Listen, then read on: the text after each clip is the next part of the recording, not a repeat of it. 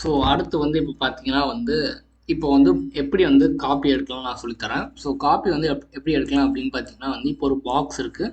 So box நான் போடுறேன். So போட்டதுக்கப்புறம் நான் என்ன பண்ணுறேன் அப்படின்னா நம்ம வந்து என்ன பண்ணுவோம், மூவ் கமாண்ட் கிளிக் பண்ணுவோம். ஸோ மூவ் வந்துருமா.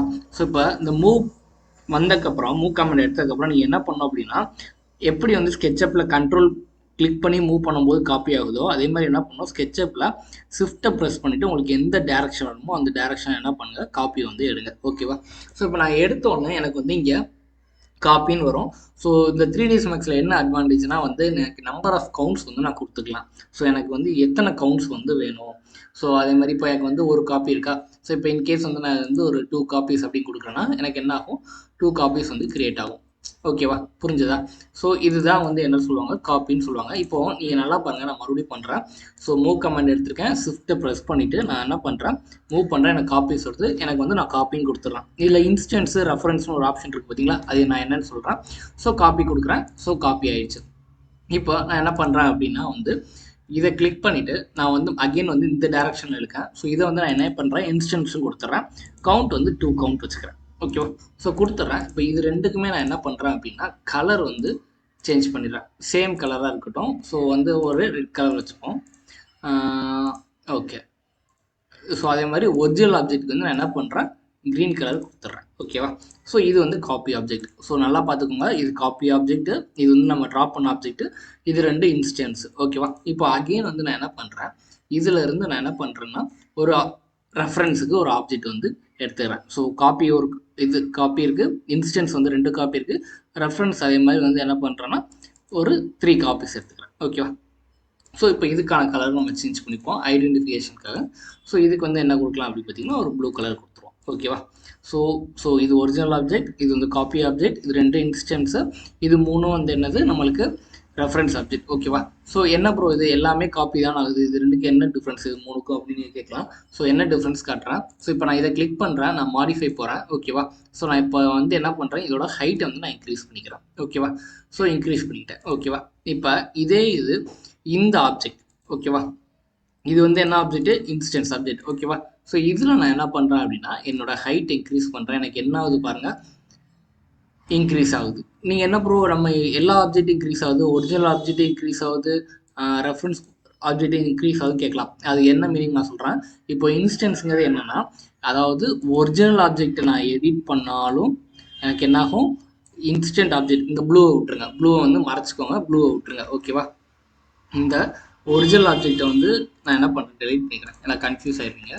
இப்போ நான் என்ன பண்ணுறேன் அப்படின்னா இது 2 இன்ஸ்டன்ஸாக. ஸோ இது காப்பி ஆப்ஜெக்ட், அது எடிட் ஆகல, நல்லா பார்த்துக்கோங்க. இந்த ஒரிஜினல் ஆப்ஜெக்டை நான் ஹைட் இன்க்ரீஸ் பண்ணுறேன். ஓகேவா.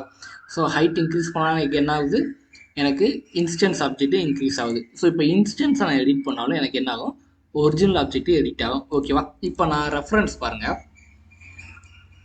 ஸோ ரெஃபரன்ஸ் பாருங்கள். இப்போ நான் வந்து கவுண்ட் வந்து நான் ரெஃபரன்ஸ்னே வச்சுக்கிறேன். ஸோ இது கலர் வந்து நான் ஒரு ப்ளூ கலர். ஓகேவா. அதே கலர் வச்சுக்கிறேன். ஸோ இப்போ என்ன பண்ணுறேன் அப்படின்னா இந்த ரெஃபரன்ஸ் ஆப்ஜெக்ட் இருக்குது பார்த்தீங்களா.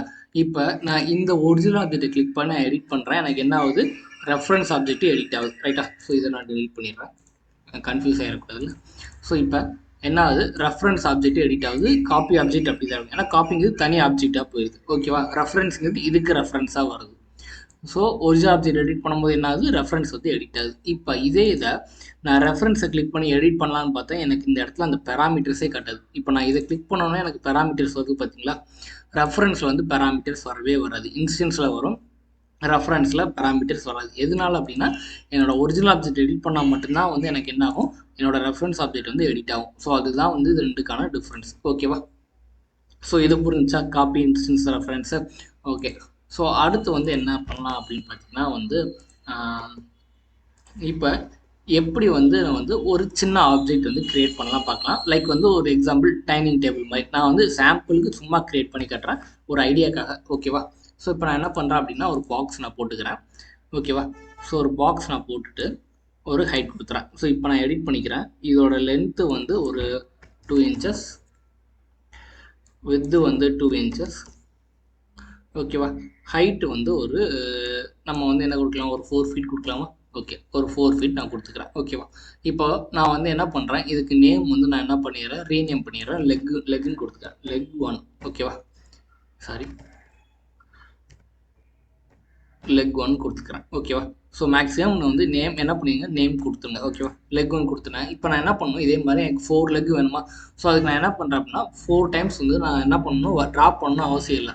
இதையே நான் என்ன பண்ணுறேன் அப்படின்னா காப்பி எடுத்துக்கிறேன். ஓகேவா? ஸோ இதை கிளிக் பண்ணி நான் என்ன பண்ணுறேன் அப்படின்னா காப்பி எடுக்கிறேன். ஸோ காப்பி எடுக்கும்போது நான் என்ன பண்ணுறேன் அப்படின்னா ஸோ காப்பி கொடுத்துட்டு ஒன்றுன்னு கொடுத்துட்றேன். ஸோ இதோட டிஸ்டன்ஸ் வந்து இதுக்கும் அதுக்கும் டிஸ்டன்ஸ் உள்ள இதுலேருந்து இதோட டிஸ்டன்ஸ் வந்து நான் என்ன கொடுத்துக்கிறேன் அப்படின்னு பார்த்தீங்கன்னா வந்து ஒரு 4 ஃபீட் கொடுத்துப்போமா, 4 ஃபீட் கொடுத்துக்கிறேன். ஓகேவா? இப்போ இதே மாதிரி நான் என்ன பண்ணணும்னா இங்கிட்ட 2 சைட் காப்பி எடுக்கணுமா. ஸோ இந்த ஒன்றை கிளிக் பண்ணி இங்கே ஒரு காப்பி, அங்கேருந்து ஒரு காப்பி எடுக்கக்கூடாது. இது ரெண்டையுமே நீங்கள் செலக்ட் பண்ணிவிட்டு ப்ரெஸ் பண்ணி காப்பி எடுத்துக்கோங்க. ஸோ காப்பி எடுத்துகிட்டு நான் என்ன பண்ணுறேன் அப்படின்னா இதுக்கான டிஸ்டன்ஸ் வந்து இங்கே டிஃபைன் பண்ண முடியாது. ஏன்னா தனித்தனியாக கிளிக் பண்ணியிருந்தீங்கன்னா வந்து உங்களால் டிஃபைன் பண்ண முடியும். இப்படி வைக்கும்போது உங்களால் டிசைன் பண்ண முடியாது. ஓகேவா? ஸோ வேணால் நீங்கள் ட்ரை பண்ணி பாருங்கள். ஸோ இங்கே கொடுத்துட்டு நான் ஒரு 4 ஃபீட் கொடுக்குறேன். ஸோ எனக்கு அங்கிட்டு போகும். ஓகேவா? ஸோ அப்போ நான் என்ன பண்ணணும் அப்படின்னா -4 ஃபீட் நான் கொடுக்குறேன். எனக்கு இந்த சைடு வந்துடும். ஓகேவா? ஸோ இப்போ நான் கிரியேட் பண்ணிட்டேன். ஓகே ப்ரோ, இது மேலே நான் எப்படி டேபிள் கிரியேட் பண்ணலாம் அப்படின்னு பார்க்கலாம். ஸோ நான் என்ன பண்ணுறேன், AltW கொடுத்து என்னோட 4 வியூவில் டாப் வியூ வந்து போயிடுறேன். ஓகேவா? ஸோ டாப் வியூ போயிட்டு நான் என்ன பண்ணுறேன் அப்படின்னா ஒரு பாக்ஸ் கமாண்ட் எடுத்துட்டு நான் என்ன பண்ணுறேன், இந்த எண்டுலேருந்து இந்த எண்டு வர ஒரு சின்னதாக போட்டுட்டு ஹைட் வந்து நம்ம அப்புறமே எடிட் பண்ணிக்கலாம். ஸோ நான் போட்டுட்டேன். ஸோ இங்கே வந்துட்டு இப்போ நான் என்ன பண்ணுறேன் அப்படின்னா இந்த ஆப்ஜெக்டை கிளிக் பண்ணிவிட்டு ஹைட்டு, இதுக்கான ஹைட்டு வந்து நல்லா பார்த்துக்கோங்க. ஆப்ஜெக்டை கிளிக் பண்ணிவிட்டு இங்கே வந்து மாடிஃபை போயிட்டு தான் எடிட் பண்ண முடியும். ஹைட்டு வந்து ஒரு 2 இன்ச்சஸ் கொடுத்துக்கிறேன். ஓகேவா? ஸோ லென்த்து வித்தெல்லாம் ஓகே. இப்போ இதை கரெக்டாக எக்ஸாக்டாக இது மேலே உட்கார வைக்கணும். ரைட்டாக? ஸோ அதுக்கு நான் என்ன பண்ணுறேன், 4 வியூவில் வந்துட்டு ஃப்ரண்ட் வியூ வந்துடுறேன். ஃப்ரண்ட் வியூ வந்துட்டு நான் மூவ் பண்ணுறேன். ஸோ இதுக்காக தான் வந்து என்ன நம்மளுக்கு எப்படி வந்து யூஸ் ஆகுது இந்த 4 வியூஸு, இதுக்காக தான் வந்து யூஸ் ஆகுது. ஸோ கரெக்டாக வந்து அட்டாச் ஆகிருக்கா, என்ன ஆயிருக்கு. ஸோ கொஞ்சம் உள்ளே போனாலும் தப்பு கிடையாது. ஸோ இந்த மாதிரி வந்து நம்ம வந்து என்ன பண்ணலாம், க்ரியேட் பண்ணலாம். ஓகேவா? ஸோ இப்போ நான் என்ன பண்ணுறேன், ஒரு டீ பாட் எடுத்துகிட்டு இதில் ஆட்டோ கிரிட் இப்போ நான் கரெக்டாக இது மேலே நான் ட்ரா பண்ணணும். நான் கிளிக் பண்ண என்ன ட்ரா ஆகும்னா எனக்கு பின்னாடி ட்ரா ஆகும். ரைட்டாக? ஸோ இப்போ இது மேலேயே ட்ரா ஆகணும் அப்படின்னா இங்கே இடத்துல ஆட்டோ கிரிட்னு ஒரு ஆப்ஷன் இருக்கா, இந்த ஆப்ஷனை வந்து எனேபிள் பண்ணிக்கோங்க. இந்த ஆப்ஜெக்ட் டைப்பில் ஆட்டோ கிரிட்னு ஒரு ஆப்ஷன் இருக்கும், அதை எனேபிள் பண்ணிவிட்டு ஸோ இந்த இடத்துல வந்து நான் ஒரு டீ பாட் வந்து ட்ரா பண்ணிக்கிறேன். ஓகேவா? ஸோ ட்ரா பண்ணிட்டேன். ஸோ இந்த மாதிரி வந்து வச்சாச்சு. ஓகேவா? ஸோ இப்படி தான் வந்து ஒரு டேபிள் வந்து கிரியேட் பண்ணலாம். ஓகேவா? நான் சாம்பிளுக்கு சிம்பிளாக இருக்கணுமே, வீடியோ சின்னதாக இருக்கணுமேக்காக நான் என்ன பண்ணுறேன், இந்த மாதிரி வந்து நான் கிரியேட் பண்ணி காட்டுறேன். நீங்களும் என்ன நீங்கள் வந்து ஒரு ஐடியாஸ் இந்த இப்போ நான் சொல்லி கொடுத்த வச்சு ஒரு ஐடியா கிடச்சிருப்பேன். இதை வச்சு நீங்கள் என்ன பண்ணுங்கள், ஒரு இன்னோவேட்டிவாக ஒரு டேபிள் கிரியேட் பண்ணி பாருங்கள். அது மேலே எப்படி வைக்கலாம். ஸோ இந்த டேபிள் மேலேயே நான் எப்படி வந்து ஒரு ஸ்க்ரீன் இருக்க மாதிரி, லைக் வந்து நம்ம துணி விரிப்போம்ல, ஸோ துணி இருக்க மாதிரிலாம் நான் சொல்லித் தருவேன். அடுத்தடுத்த கிளாஸில் பார்க்கலாம். ஸோ இந்த வீடியோ பிடிச்சா மறக்காமல் வந்து நம்ம வீடியோ லைக் பண்ணிக்கோங்க, ஷேர் பண்ணுங்கள். மறக்காமல் நம்ம சேனல் சப்ஸ்கிரைப் பண்ணி பெல் ஐக்கான் ஆல்ல போட்டுக்கோங்க. தேங்க்ஸ் ஃபார் வாட்சிங்.